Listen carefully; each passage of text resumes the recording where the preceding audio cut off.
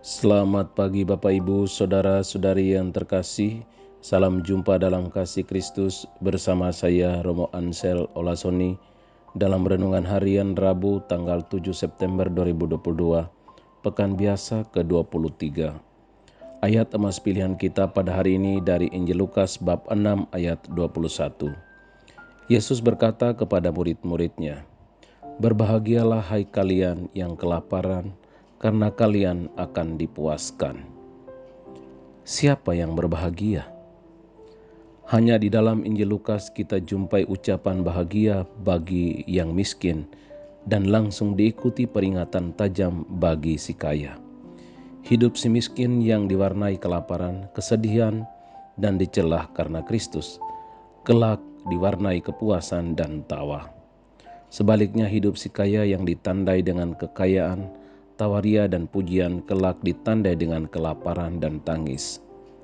Melalui ajaran ini, Yesus membuat pendengarnya tersentak dari kebiasaan, cara berpikir dan pola hidup duniawi yang berbeda drastis dengan prinsip dan pola hidup kerajaan Allah. Dalam pola hidup dunia, yang kaya bahagia dan yang miskin tersingkir. Tidak demikian halnya di dalam kerajaan Allah. Di sini Injil diberitakan kepada orang miskin. Kaya miskin di dalam Injil Lukas bukan sekedar ukuran ekonomis.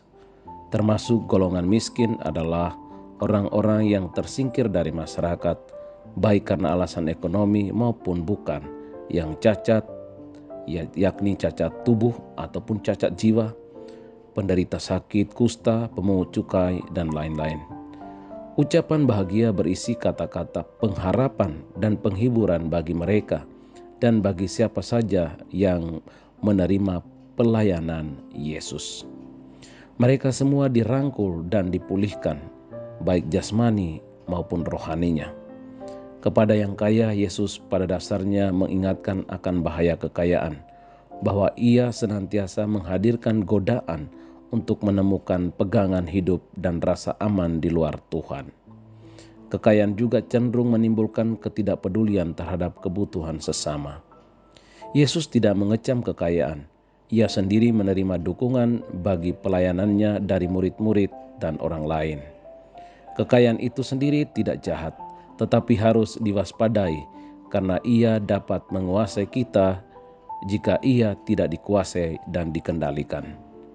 Rencana penebusan Allah di dalam Kristus menjangkau semua orang, yakni yang miskin maupun yang kaya. Bacalah Injil hari ini, temukan ayat emasmu dan sharingkan kepada sesamamu. Salam teriring doa dan berkat dari Romo Ansel dalam nama Bapa dan Putra dan Roh Kudus. Amin.